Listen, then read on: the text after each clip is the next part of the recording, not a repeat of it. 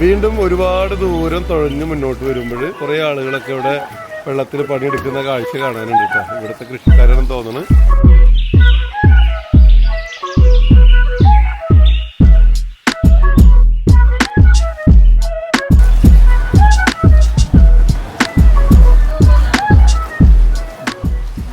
അടുത്ത മലയും പിന്നിട്ടതിന് ശേഷം വീണ്ടും മുന്നോട്ടുള്ള കാഴ്ച എന്ന് പറഞ്ഞാൽ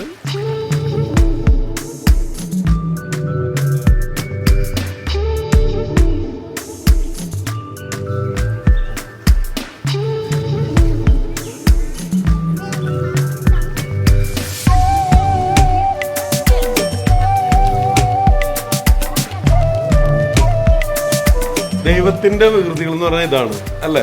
ഒന്നും പറയാനില്ലല്ലോ.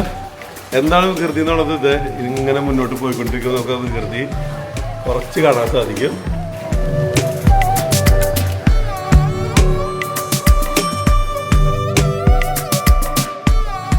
എങ്ങനെയുണ്ട് കാഴ്ചകൾ? ഒന്നും പറയാനില്ല.